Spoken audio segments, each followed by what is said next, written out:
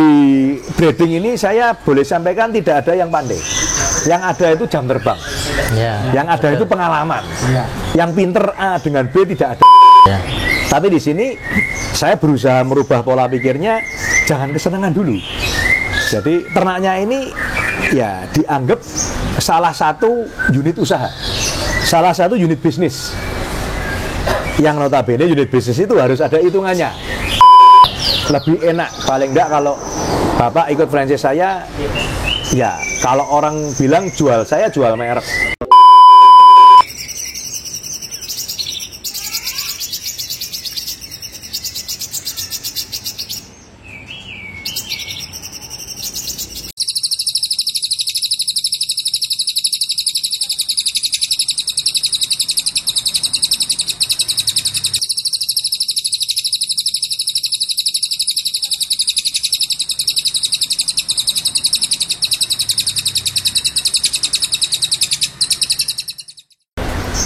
Halo, selamat pagi teman-teman YouTube. Ketemu lagi dengan saya, Mr. G Kebumen BF Kebumen. Masih bersama saya juga Pak Mian dari Delima BF Cikarang beserta putranya dan temannya Pak Mian. Nah, kita break tadi, kita ngopi sebentar karena sudah hampir 15-16 menit dan memang harus dimatikan kameranya. Biar dingin dulu, kita lanjut ke bab kedua ini Pak. Jadi bab keduanya ini tujuan Pak Mian ternak ini, mungkin Pak Mian sudah jadi penasehat ya ini Pak ya. Jadi ini sepertinya. Jadi yang mau breeding ini anaknya, betul ya Mas ya. Jadi yang mau breeding ini anaknya, tapi Delima BF ini yang lama juga Delima BF namanya. Iya. Oh, yang lama juga Delima BF. Berarti ini mungkin new Delima BF ya. Depannya dikasih new gitu ya, Ra. Dikasih new Delima BF karena sudah kedepannya yang apa namanya lebih aktif di breedingnya putranya ya Pak. Iya. Bapaknya sudah mulai jadi penasehat saja. Jadi karena sudah mau pensiun nih katanya. Apa sudah pensiun Pak ya? Sudah pensiun malah. Nah, Pak, kalau boleh tahu, kok bisa bapaknya atau anaknya ini kesasar ke Kebumen itu gimana ceritanya Pak? Nah, ini berawal dari YouTube, intinya di situ. dari YouTube. Iya. Kalau boleh tahu, sudah nonton YouTube saya berapa lama? Sebenarnya belum lama, sekitar 3 bulanan lah. 3 bulan. Bentar, tak pindah Pak ya? Nggak apa-apa, tak pindah ke ini. Sekarang jubirnya ganti anaknya ini. Kurang lebih berapa lama? 3 bulanan. 3 bulan? Ya. Apa yang membuat Mas tertarik? Kok bisa kontak saya, ngobrol dengan saya? Termasuknya ini cepat. Tanya dengan saya sebentar, saya kagetnya besok mau jalan gitu. Wah, ini bener apa enggak gitu, betul ya? Iya. Nah, seperti apa? Berawal dari postingan-postingan si Om. Wah, Berteman di YouTube berarti? di YouTube, di Facebook. Oh, di Facebook dulu? Ya. Atau di YouTube dulu? Di Facebook dulu. Di Facebook dulu? Ya. Oh, di Facebook dulu. Oh, lihat postingan-postingannya. Ya. Anakannya bagus-bagus. Jadi tertarik gitu. Jadi tertarik. Ya. Terus ke YouTube-nya intens juga? Ya, kalau ada notif langsung nonton gitu. Oh, berarti mengikuti? Ya. Mengikuti channel YouTube-nya. Ya, salah satu yang setia mengikuti channel YouTube saya ini. Pernah tanya-tanya juga nggak? Kalau tanya nggak, cuma menyimak. Oh, nyimak aja. Cuma nyimak aja. Karena memang kadang-kadang pernah tak sampaikan, tak bikinkan YouTube-nya. Jadi gini, kita punya YouTube kan sudah agak lama. Jadi kadang orang menanyakan apa yang pernah tak bikinkan kontennya. Jadi ya, saya ya pasti akan ngomong, coba cari di YouTube saya yang awal pasti ada. Trouble seperti ini pasti ada. Nah, seperti itu. Jadi kalau yang belum ada dan memungkinkan saya bikinkan kontennya, biasanya saya bikinkan. Jadi memang tidak selalu ada. Ya. Tapi saya berusaha di tahun 2023 ini, kemarin sudah coba di akhir tahun 2022, Itu saya coba seminggu sekali bikin unggahan. Yang satu, saya biasa mereview hasil tempat kita yang dilombakan. Yang kedua, saya berusaha memberikan konten pertanyaan dari teman-teman YouTube, teman-teman Facebook, teman-teman di WA. Kalau yang belum ada, saya coba berikan supaya saya bisa sharingkan atas pertanyaannya dengan pengalaman pribadi kita, otomatis rata-rata dengan pengalaman pribadi saya. Terus yang ketiga ini, kalau ada konsumen, nah ini kan case-nya Bapak ini konsumen yang memang dari media sosial kenal kita 3 bulan yang lalu, kena sabunya ini ya. Kena sabunya jadi sakau ini. Dari sakau jauh-jauh dari Cikarang 2 kali ke tempat saya. Nah, jadi saya berusaha menyuguhkan realita. Jadi mungkin kadang tidak semuanya realita itu manis. Ya. Saya harus ngomong. Makanya di konten saya itu mungkin sedikit dikomplain karena kurang menarik. Kurang menariknya karena memang saya tidak terbiasa hiperbola lah, membesar-besar itu enggak. Jadi kita berusaha, ya kenyataannya seperti ini gitu. Ya. Kalau Mas sudah lihat kan, ya. Antara saya di YouTube saya dengan kondisi saya sama enggak? Ya kurang lebih seperti ini. Sama ya, betul ya. Jadi bukan saya nge-shoot, kandangnya cuman 10, ngakunya 38 gitu. Ya. Kalau di sini kan tak tunjukkan, ini loh 38 kandang saya. Ya. Ini loh, di sini trotolan saya, masranya di sini. Nah, yang sekolah ada di sini, ada di belakang, ada yang di depan. Kita berusaha tunjukkan ya memang realitanya seperti itu. Nah, kadang memang kurang menarik gitu. Kadang memang kurang menarik. Tapi bagi teman-teman yang terutama yang belajar breeding, ya. Itu jadi sesuatu yang sangat berguna. Karena rata-rata peternak-peternak yang baru, kalau Pak Mian ini kan tak anggap peternak lama. Ini sekolahnya bareng saya 2010 gitu. Beda jurusan sama beda lulus gitu. Ya toh? Beda jurusan sama beda lulus. Karena Pak Mian jurusannya ke yang menengah ke bawah, saya jurusannya menengah ke atas gitu. Beda jurusan. Nah, tapi kalau yang memang fokus di ternak, yang belum pernah ternak, paling tidak di 60-70% itu pasti akan mendapatkan sharingan atau mendapatkan ilmu dari unggahan saya. Nah, tinggal nanti kalau memang orangnya serius, bisa ke tempat saya, lihat langsung. Nah, Pak Mian boleh di tempat saya lihat langsung. Cuman saya kan pernah ngomong, yang Pak Mian pernah jalanin 10 tahun, coba dijalanin dulu.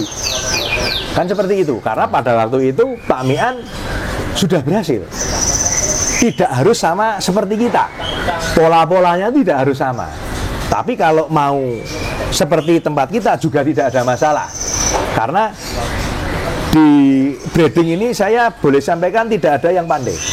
Yang ada itu jam terbang. Ya, yang ada betul. Itu pengalaman. Ya. Yang pinter A dengan B tidak ada kalau saya bilang. Yang ada pengalaman. Berdasarkan pengalaman Pak Mian dulu beternak seperti apa, coba dijalankan dulu. Kalau nanti ada trouble, nah boleh ngikut tempat kita. Jadi nanti jangan sampai wah dulu seperti ini tak coba seperti tempat saya akhirnya nggak jadi. Nah jangan. Yang pengalaman Pak Mian jalan dulu. Beda cerita kalau Pak Mian ini ketemu saya belum pernah ternak sama sekali. Nah itu beda. Otomatis kan mau tidak mau ya harus mau ngikutin tempat kita. Seperti itu. Jadi teman-teman YouTube tadi yang part 1 kita sudah istilahnya mendapat sharingan dari Pak Mian mengenai seputar breeding, dalam arti breeding murai yang ya menengah ke bawah kalau saya bilang. Nah sekarang ini di 2023 setelah vakum 2 tahun berarti Pak ya, setelah vakum 2 tahun Pak Mian ada yang penerusnya ini, Yang suka burung juga. Yang satu lagi seneng burung juga nggak? Senang. Oh seneng juga. Berarti anaknya Pak Mian 2 cowok 1 cewek, betul ya Pak? Iya. Nah, yang 2 cowok ini seneng burung. Senengnya ternak apa lomba ini? Dua-duanya. Nah, jadi ada pewarisnya. Ada pewarisnya. Memang kemarin saya memang menyarankan ke Pak Mian, ya memang enak ternak Pak. Iya. Enak ternak.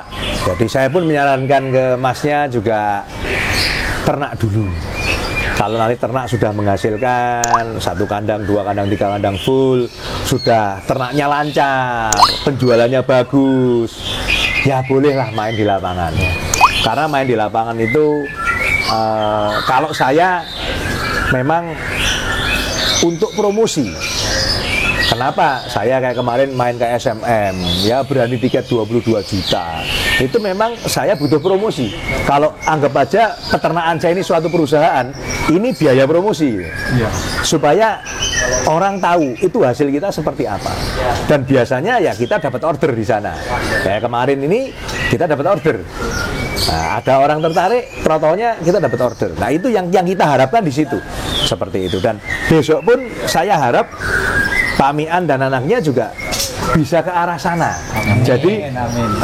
Jadi bukan ngeluarin duit terus untuk lomba, Pak. Kalau ngeluarin duit terus untuk lomba itu nggak ada habisnya. Mau duit berapa juga kesenangan namanya. Ya. Tapi di sini saya berusaha merubah pola pikirnya, jangan kesenangan dulu. Jadi ternaknya ini ya dianggap salah satu unit usaha, salah satu unit bisnis. Yang notabene unit bisnis itu harus ada hitungannya. Modalnya sekian, berapa lama, ada income-nya sekian. Dari 1 kandang menuju 2 kandang, menuju 3 kandang, tergantung investasinya. Mau invest berapa banyak dananya. Nah, kan seperti itu.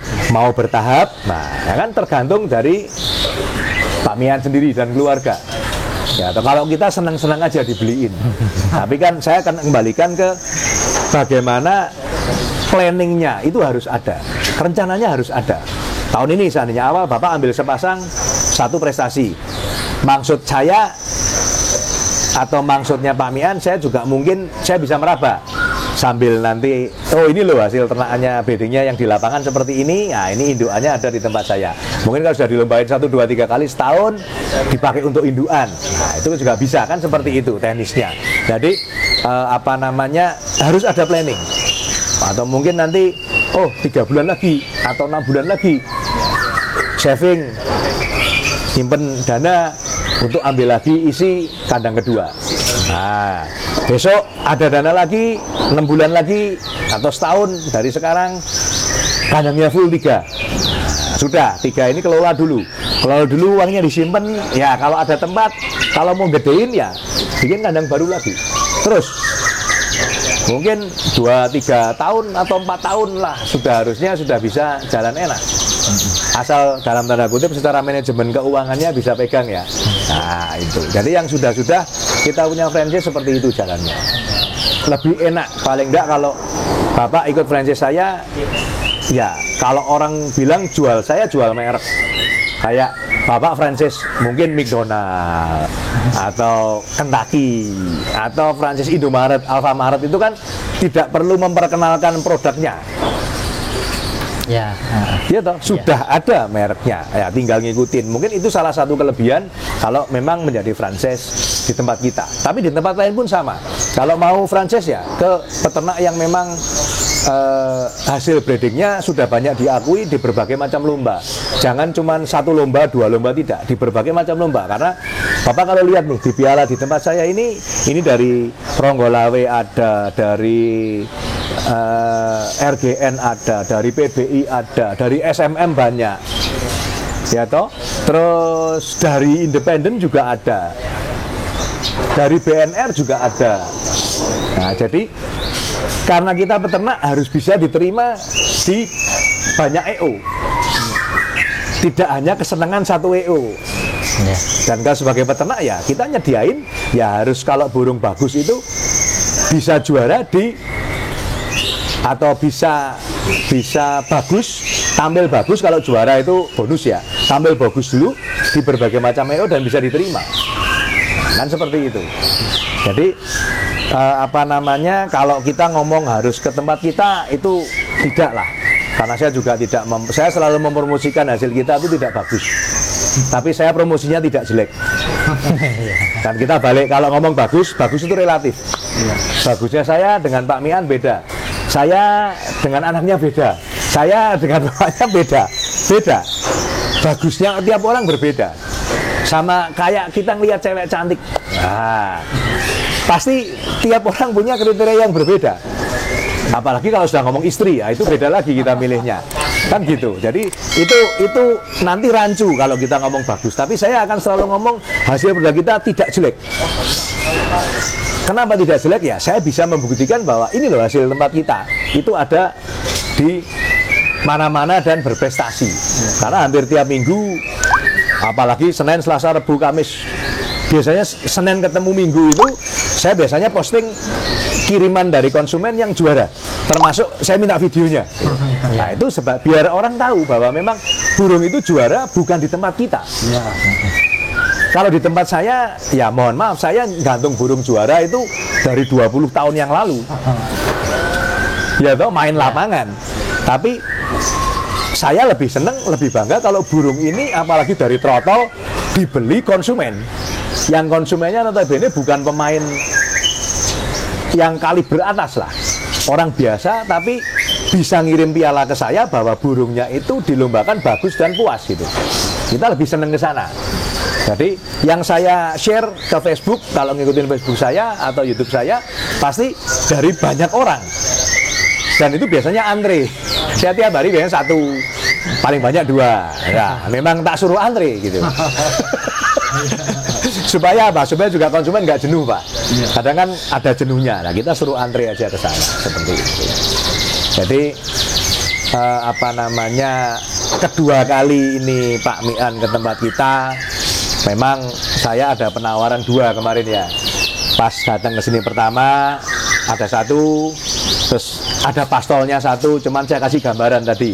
Kalau pastolnya itu sudah 2-3 kali dilombakan, 3 besaran stabil, tinggal ngelanjutin. Tapi yang mabung kedua tadi itu masih belum di setting. Kadang saya takutnya pasca mabung itu bermasalah. Tapi kalau yang ini feeling saya mengatakan di sana mungkin nanti minggu depannya lagi lah bisa dicoba seperti apa. Sudah mantep ya. Sudah mantep ini. Jadi apa yang mau disampaikan lagi nih, Mas, dari Delima BF ini?